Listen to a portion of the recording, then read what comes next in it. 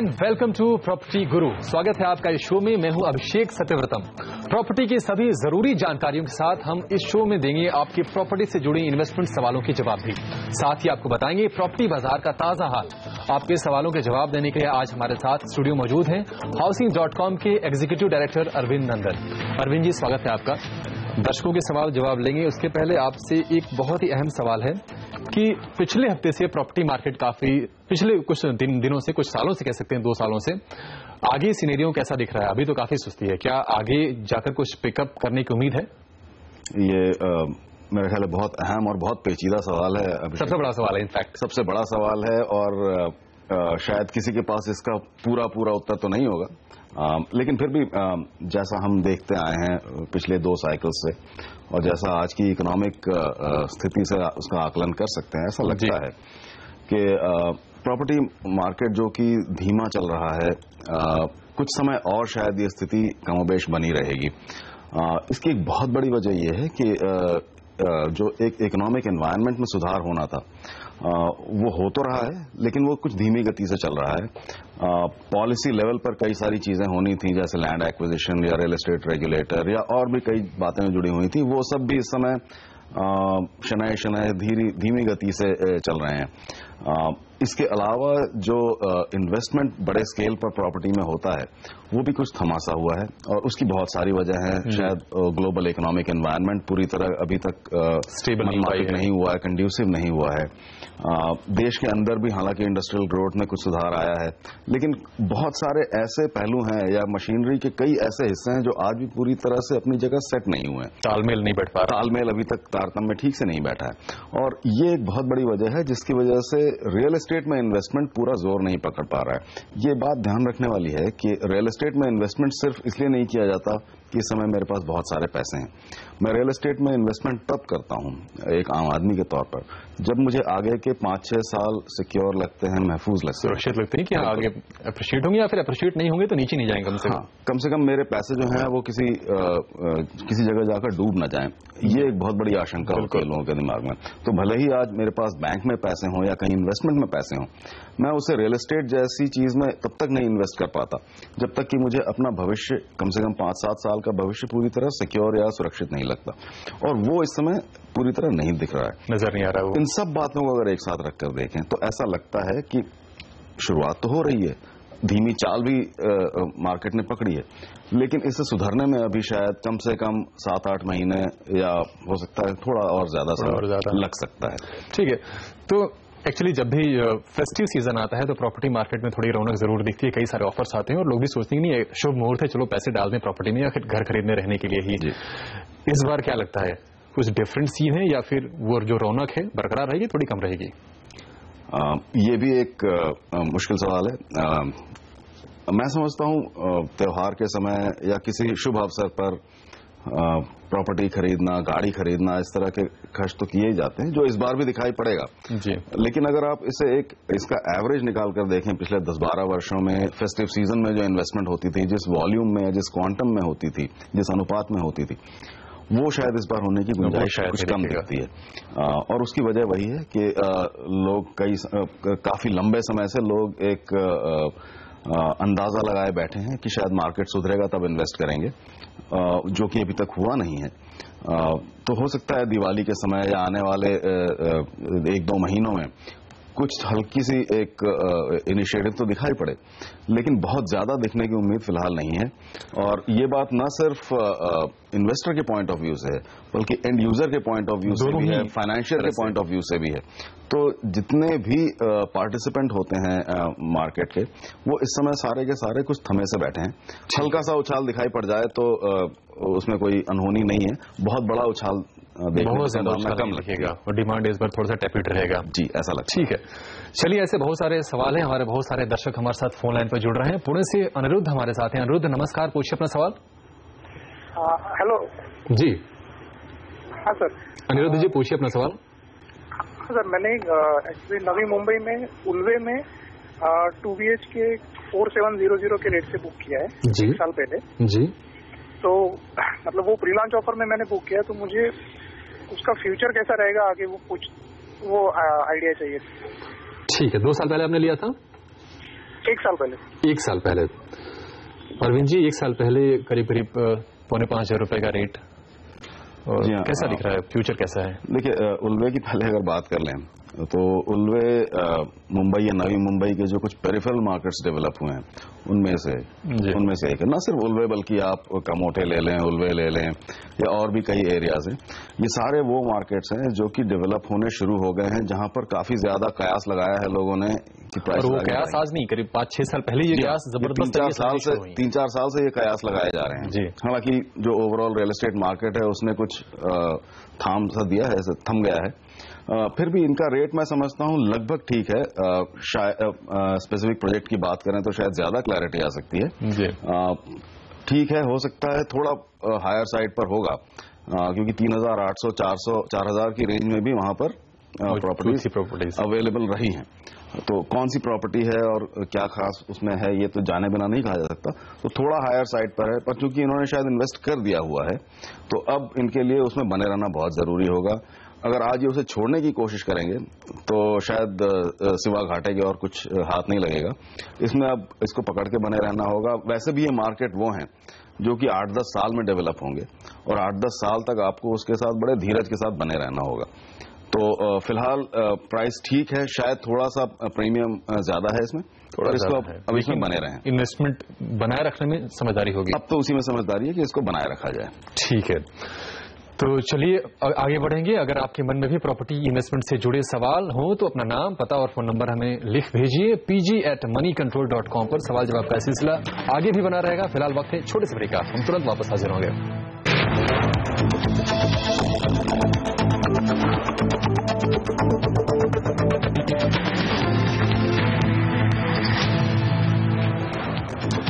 Welcome back. आप देख रहे हैं प्रॉपर्टी गुरु, और आपके सवालों के जवाब देने के लिए हमारे साथ आज स्टूडियो मौजूद हैं हाउसिंग.com के एग्जीक्यूटिव डायरेक्टर अरविंद नंदन। चलिए आगे बढ़ेंगे, एक और सवाल लेंगे। अगला सवाल आया है ईमेल से, प्रतीक ने हमें भेजा है। उनके पास महिंद्रा ब्लूमडेल नागपुर में 2 BHK उनको लेना है। प्रोजेक्ट की जानकारी चाहिए और यहां से कितनी रेंटल इनकम कमाने की उम्मीद है। अरविंद जी, नागपुर में ब्लूमडेल प्रोजेक्ट, और जानते हैं कि रेंटल के बारे में भी जानना चाहते हैं, रेंटल इनकम कितनी आ सकती है वहां से। काफी खुशी हुई कि नागपुर के बारे में भी लोग प्रश्न कर रहे हैं। नागपुर एक ऐसा मार्केट रहा है जो कि जिससे उम्मीद बहुत ज्यादा रही है, और उम्मीदों पर खरा न उतरने की निराशा भी काफी अक्सर होती रही है। देखा जाए तो महाराष्ट्र का तीसरा बहुत बड़ा शहर है, मध्य भारत का शायद सबसे बड़ा शहर, बिल्कुल मध्य में, बिल्कुल जी हाँ, और बहुत बड़ा इंडस्ट्री के लिहाज से भी काफी अच्छा शहर, औद्योगिक नगर रहा है। बल्कि पूना के बाद अगर कोई बड़ा औद्योगिक सेंटर है महाराष्ट्र में तो वो नागपुर ही है। जो महिंद्रा ब्लूमडेल जिसका इन्होंने जिक्र किया, ये दरअसल मिहान में है, और मिहान अपने आप में एक बहुत बड़ा चर्चा का विषय रहा है काफी समय से, 8-10 साल से। लेकिन अच्छी बात यह है कि अब शायद मेक इन इंडिया का असर है या कुछ पॉजिटिविटी दूसरी वजह से है, अब मिहान भी जोर पकड़ने लगा है दोबारा। मिहान, बूटी, ये भी हो सकता है कि नितिन गडकरी का गढ़ है वो। हाँ, तो नितिन गडकरी जी का अपना गढ़ भी है नागपुर। तो मिहान में है ये इनका प्रोजेक्ट। वो जगह, वो इलाका अब जोर पकड़ने लगा है, कई प्रोजेक्ट्स वहां तैयार होने लगे हैं, और महिंद्रा का तो ये काफी प्रतिष्ठित वहां पर एक लैंडमार्क प्रोजेक्ट की तरह है ब्लूमडेल। तो ये एयरपोर्ट से भी आप बहुत नजदीक हैं, शायद मुश्किल से 7-8 किलोमीटर हैं। 2 BHK की आज इसमें कीमतें जो हैं वो करीब मैं समझता हूं 40-50 के आसपास हैं। किराया जो आज वहां मिलने की गुंजाइश है वो करीब 11 से 12-13 हजार प्रतिमास की उम्मीद है। 30 से 36 हजार रुपए का डिपॉजिट भी एक मार्केट नॉर्म बन गया है। तो ये ध्यान में रखें कि अगर आपको ये सुहाता है, और किराए के लिहाज से तो मुंबई से बेटर प्रोस्पेक्ट्स दिख रहे हैं वहां पे। कह सकते हैं कि अगर आप इस सबब में रहते हैं, तो जी हाँ, सबब में रहते हैं, तो वैसे भी देखिए एक चीज, चूंकि हम किराए की बात कर रहे हैं, जिक्र करना शायद अच्छा होगा। रेंटल यील्ड जिसे कि बहुत बड़ा पैमाना माना जाता है जब आप रियल एस्टेट में इन्वेस्टमेंट करते हैं, यानी कि आपने जितना इन्वेस्ट किया उससे कितना सालाना इनकम आएगी। वो रेंटल यील्ड एक जमाने में 5-6% पर एनम की होती थी, आज से 12-13 साल पहले। आज ये घट के या कंप्रेस होकर सिर्फ 2-2.5% के आसपास रह गई है। ये इस बात का सूचक नहीं है कि रेंटल डिमांड कम हो गई है, इस बात का सूचक है कि जो कैपिटल वैल्यू है वो बहुत तेजी से आगे बढ़ गई है। रेंटल वैल्यू उतनी तेजी से आगे नहीं बढ़ी है, और रेंटल वैल्यू सही मायनों में जो डिमांड होती है या पेइंग कैपेसिटी होती है उसका एक बहुत बड़ा मापक होता है, इंडिकेटर होता है। तो 2.5% या 2% के आसपास है, उस हिसाब से आपको 11-12 हजार पर मंथ मिलने की गुंजाइश है। भविष्य में अच्छा ही होगा ये, क्योंकि आज ये मार्केट शुरू हो रहा है। तो इस चीज को ध्यान रखें, अगर आपको ठीक लगती है ये रेंज तो आप जरूर इसमें इन्वेस्ट कर लें। ठीक है, तो प्रतीक जी, अब तक तो अच्छा मार्केट नहीं रहा है नागपुर का, लेकिन अब उम्मीद बढ़ी है कि आगे जाकर यहाँ का जो परफॉर्मेंस है प्रॉपर्टी में निवेश का वो बेटर होगा, और आपके लिए अच्छा ये होगा कि आप वहां पर अगर जो भी सलाह दी है अरविंद जी ने उस पर अमल करें और आपको निश्चित तौर पर फायदा होगा। चलिए आगे बढ़ेंगे। दिल्ली से राजीव जैन हमारे साथ जुड़ रहे हैं। राजीव जी नमस्कार, पूछिए अपना सवाल। Hello sir, my question is about Greater Faridabad. Actually, I'm looking for a 2 BHK apartment. Ideally, I'm looking for this ready to move in, and my budget is around 30-35 lakhs. I have, shortlisted few projects like Piyush Heights, SRS Residency, and Era Redwood also. So all these are having around 1200 square foot, roughly around 1300 or 1268 or 1200. So this is my first question. And second is कि as I'm looking for an apartment, so future perspective से जैसे FNG वगैरह है तो Greater Faridabad, how it would be in terms of investment अगर ये हम 2 BHK flat में मैं इन्वेस्ट करता हूँ। ठीक है अरविंद जी, फरीदाबाद में 35 लाख रुपए में और जो प्रोजेक्ट्स इन्होंने बताए हैं, क्या उसमें पॉसिबल है मिल पाना, और आगे चलकर इनको अगर कैसे प्रोस्पेक्ट्स कैसे दिख रहे हैं इसके? इन्होंने दो बातें की हैं। एक तो इन्होंने फरीदाबाद और FNG का जो अस्तित्व है उसी पर उन्होंने एक सवाल किया है, और दूसरा इन्होंने फिर एक पर्टिकुलर इन्वेस्टमेंट की बात की। अगर दूसरे सवाल को पहले ले लूं, जो कि लोकेशन संबंधित है, देखिए ये तो तय है कि FNG जो है वो बन रहा है। अब तो मेट्रो भी हो गई है, वैसे फरीदाबाद तक मेट्रो भी पहुंच गई है। FNG भी बन रहा है, कुछ कुछ टुकड़े बीच बीच में बचे हुए हैं। गाजियाबाद का एक छोटा सा पोर्शन बचा है, जो नदी के ऊपर का हिस्सा है वो थोड़ा सा बचा है। तो FNG तो बन जाएगी, उसकी चिंता ज्यादा ना करें। मेट्रो भी आ गई है, मेट्रो भी आ गई अब तो। हाँ, अब तो मेट्रो भी शुरू हो गई है। मेरा ख्याल है अभी 7-8 दिन पहले ही उसका उद्घाटन किया गया था। तो जो इंफ्रास्ट्रक्चर है और दिल्ली के साथ कनेक्टिविटी है NCR के साथ, वो तो अब बन चुकी है। तो इसलिए फरीदाबाद के इस आयाम को लेकर या इस पहलू को लेकर आप निश्चिंत रहें, ये तो तैयार हो जाएगा। उसी हिसाब से प्रॉपर्टीज भी वहां पर डिमांड में आ जाएंगी। जो जिस चीज की जिन प्रोजेक्ट्स का ये जिक्र कर रहे हैं, ये ज्यादातर नहर पार हैं, यानी कि आप क्रॉस करते हैं और आपको मिल जाए। सेक्टर 86 और सेक्टर 89, 89 और 86 जो हैं, ये बिल्कुल आमने सामने हैं। वहां पर इनके मुख्यतः ये प्रोजेक्ट हैं। इसके अलावा सेक्टर 76 तक अगर आप चले जाएं, यानी कि वल्लभगढ़ के आसपास, तो भी यहां पर आपको प्रोजेक्ट्स बहुत सारे मिल जाएंगे। तो इनको बजाय किसी 1-2 प्रोजेक्ट्स के नाम लेने के, मैं इतना आश्वस्त करना चाहता हूं कि आपके बजट में हो सकता है नहर पार या बिल्कुल नजदीक तो ना मिले, लेकिन अगर आप थोड़ा दूर तक जाने को तैयार हैं, सेक्टर 76 या उसके आसपास, तब आपके लिए काफी सारी संभावनाएं हैं। इस बात से न घबराएं कि नहर पार में बहुत सारे प्रोजेक्ट्स बने थे लेकिन खाली रह गए, कुछ ऑक्यूपाई भी हुए हैं। अब वो समय आ गया है, चूंकि इंफ्रास्ट्रक्चर का हमने जिक्र किया, अब वो समय आ गया है जब धीरे धीरे वहां पर रिहाइश तेजी से बढ़ेगा वहां पर। और इस नजरिए से मैं समझता हूं कि इन्वेस्टमेंट करने में इन्हें दिक्कत नहीं होनी चाहिए। हाँ, जल्दबाजी ना करें, जैसा हम लगातार कहते आ रहे हैं। बिल्कुल, ये जो साइकिल है, सोचें समझें उसको। जी हाँ, ये साइकिल इस समय जल्दबाजी वाला साइकिल नहीं है। अगर आप इन्वेस्ट करते हैं तो आपको धीरज के साथ उसमें बने रहना होगा। एंड यूज के लिए कर रहे हैं तो कोई खास चिंता की बात है ही नहीं। ठीक है अरविंद जी, एक छोटा सा सवाल, बिल्कुल ब्रेक लेंगे, ब्रेक से पहले कि जिन इलाकों से मेट्रो गुजरती है और मेट्रो जाने की खबर जब आती है, तो कितना अमूमन कितना प्राइस अप्रिशिएशन में देखना पड़ता है उन इलाकों में? बहुत अहम सवाल पूछा आपने।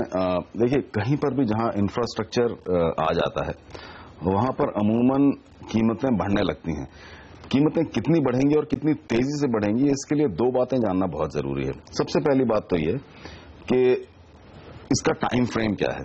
कई दफे इंफ्रास्ट्रक्चर का काम शुरू हो जाता है, लेकिन उसे पूरा होने में अगर 7-8 साल लगने वाले हैं, तो कीमतें एंटिसिपेटरी या स्पेकुलेटिव तरह से तो बढ़ जाती हैं। इसका बहुत बड़ा उतना शायद आपके लिए नुकसानदेह हो सकता होगा। जी हाँ, और ये बाद में उतना ही घातक भी साबित हो सकता है, जैसा हमने बैंड्रा वर्ली सीलिंग पर मुंबई में देखा। प्रोजेक्ट को कंप्लीट होने में 1 दशक के आसपास है, उससे थोड़ा सा कम समय लगा, 7-8 साल, लेकिन कीमतें दोनों तरफ काफी बढ़ गई। और उसके बाद जिसे हम कहते हैं अंग्रेजी में कि they come back to bite you, वो वापस आकर काटने और डसने लगे, बबल की तरह क्रिएट हो जाता है। पहली बात तो ये है। दूसरी बात ये है कि जो उस प्रोजेक्ट के लैंडिंग पॉइंट्स हैं वहां पर कीमतें अलग तरह से काम करती हैं, और जो प्रोजेक्ट सिर्फ आसपास हैं वहां कीमतें अलग काम करती हैं। तो अगर ब्रिज आपके बगल से जा रहा है तो उसका तुरंत बेनिफिट आपको शायद ना मिले, लेकिन अगर लैंडिंग पॉइंट है जी तो आपको बेनिफिट मिल सकता है। तो ये दोनों बातें ध्यान रखें, सिर्फ इससे ना कि ब्रिज बन रहा है तो शायद फायदा मिल जाए। ठीक है, चलिए ब्रेक लेंगे और ब्रेक के बाद सवाल जवाब का सिलसिला आगे भी जारी रहेगा। हमारे साथ बने रहिए आप।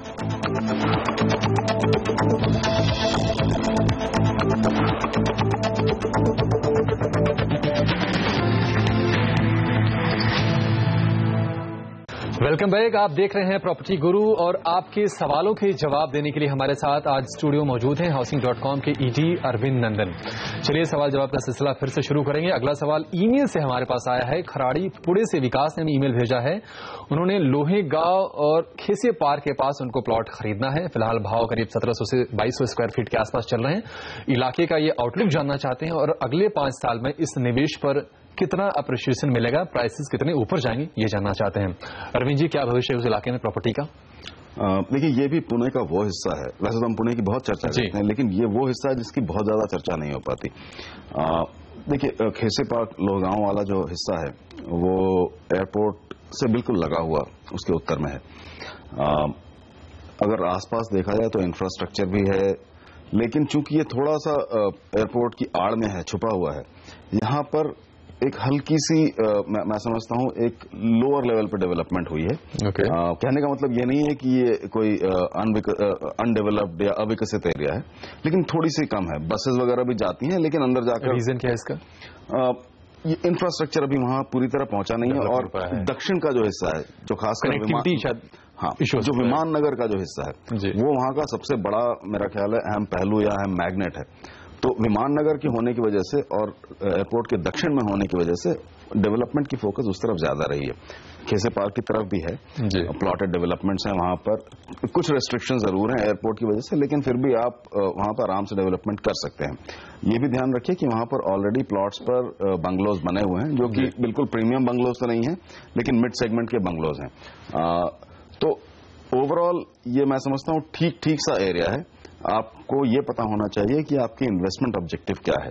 अगर आप इन्वेस्टमेंट इसलिए कर रहे हैं कि 1700-1800 रुपए की रेट में वहां इन्वेस्टमेंट हो जाएगी और वो 3000-4000 बन जाएगी, तो वो तुरंत नहीं होने वाला। भाव ये अभी ये ठीक है जो माहौल दिख रहा है? हाँ, आज के हिसाब से भाव इनके, कीमतें इनकी ठीक हैं। ठीक। ये जरूर ध्यान रखिए कि अगर आप जाकर वहां रहना चाहते हैं या उसको यूज करना चाहते हैं तो एक अच्छा एरिया है। बहुत प्रीमियम एरिया नहीं है, लेकिन एक अच्छा एरिया है, मिड सेगमेंट। ऑब्जेक्टिव अगर रहना है तो बेटर है। इन्वेस्टमेंट है तो थोड़ा आपको सोचना समझना पड़ेगा थोड़ा। हाँ, अगर आप बहुत तेजी से उसमें उछाल की उम्मीद करते हैं तो वो शायद ना आए, लेकिन अगर आप रहना चाहते हैं और इंफ्रास्ट्रक्चर धीरे धीरे बन जाएगा, इसका इंतजार करना चाहते हैं, तो कोई दिक्कत नहीं है, आप कर सकते हैं। ठीक है, चलिए आगे बढ़ेंगे। अगला सवाल है हमारे पास ईमेल से आया है। कल्याण मुंबई से सुनील राय ने अपना सवाल हमें भेजा है। वो 15 लाख के बजट में मुंबई के नजदीक से एक सेकेंड होम लेना चाहते हैं। नेरल, कर्ज, खपोली, इन सब में कहाँ निवेश करना फायदेमंद होगा? अरविंद जी, 15 लाख रुपए का बजट है और मुंबई के आसपास जो इलाके इन्होंने बताए हैं, वहां क्या पॉसिबल है कोई सेकंड होम मिल पाना? अगर मिलेगा भी तो कितना एरिया मिलेगा इनको? हाँ, इन्होंने हालांकि एरियाज चुन लिए हैं। ये थोड़ा मुश्किल होता है, लेकिन 15 लाख में अगर आप करजत, खपोली, नेरल, इन सब जगहों पर जाना चाहें तो आप 1 BHK या स्टूडियो अपार्टमेंट खरीद सकते हैं अंडर कंस्ट्रक्शन, या कुछ शायद रेडी पोजीशन। इस बजट में मिल जाएंगे 15 लाख में? हाँ, आपको मतलब खोपोली, अब तीनों की अगर थोड़ी सी भौगोलिक तुलना कर ली जाए तो नेरल सबसे ऊपर उत्तर में है। थाने के साथ उसकी कनेक्टिविटी ठीक ठाक सी है, एक घंटे या सवा घंटे में आप वहां पहुंच सकते हैं। थोड़ा सा दक्षिण में आए तो वहां पर आपके लिए करजत का मार्केट है, और खोपोली तो करीब करीब लोनावाला के आसपास, लोनावाला ही हो गया एक तरह से। हाँ, कह सकते हैं लोनावाला हो गया। अब आप चाहते ये हैं कि लोनावाला के आसपास हो, नवी मुंबई से दूर हो, तो ठीक है, लेकिन खोपोली में कीमतें थोड़ी सी ज्यादा मिलेंगी। करीब आपको 20 लाख के आसपास तक का बजट रखना होगा। अगर आप करजत में चाहते हैं या नेरल में चाहते हैं तो अंडर कंस्ट्रक्शन प्रोजेक्ट्स आपको मिल सकते हैं। कुछ नाम भी मैंने इसलिए नोट किए हुए थे क्योंकि इस बजट में अक्सर लोगों को मुश्किल हो जाती है। तो करजत में आप चाहें तो प्रथमेश अपार्टमेंट है, मित्तल एमराल्ड है, या ऑर्किड होम्स हैं। ये वो प्रोजेक्ट हैं जो आपको 15-16 लाख की रेंज में मुहैया हो सकते हैं, क्योंकि यंगस्टर्स जो है काफी इंटरेस्टेड होते हैं इस तरह के लेने में। यंगस्टर्स होते हैं, कई दफे वो लोग जो चाहते हैं कि एक 20 साल बाद के लिए एक इन्वेस्टमेंट करके रख दी जाए, जब घर में कोई शादी होगी या कोई और काम आएगा तो उसमें बेच देंगे, उस समय वो एक एसेट की तरह हो जाएगा। ठीक है। नेरल में भी हैं, आस्ट्रा ग्रुप का अमरदीप है, इसके अलावा शगुन की शिवम रेजिडेंसी है, और अगर आप खोपोली तक जाने को तैयार हैं जो कि काफी दूर है, और अगर आप पूना के नजदीक होना चाहते हैं तो वहां भी ऑप्शंस हैं आपके पास। ट्रस्ट हिल है, हिल व्यू है, शिव सिद्धि है, तो इस तरह के कई ऑप्शंस आपको मिल सकते हैं। हर प्रॉपर्टी को बारीकी से देखें, ये वो मार्केट है जहां आपको ड्यू डिलिजेंस करना बहुत जरूरी है। ड्यू डिलिजेंस बहुत जरूरी है, सोचिए समझे जांच परख के इन्वेस्टमेंट करें। चलिए अरविंद जी, आज सीएनबीसी आवाज पर आने के लिए बहुत बहुत शुक्रिया आपका। और प्रॉपर्टी गुरु में आज का एपिसोड यहीं खत्म करते हैं। अगले हफ्ते फिर होगी मुलाकात, देंगे आपको कुछ नए इन्वेस्टमेंट ऑप्शन, साथ ही कुछ और सवालों के सोल्यूशन भी। अपना सवाल हमें ईमेल कीजिए pg@moneycontrol.com पर। साथ ही अपना पता और फोन नंबर हमें जरूर लिखिए ताकि हम आपको कांटेक्ट कर सकें। फिलहाल आज के लिए इतना ही, नमस्कार।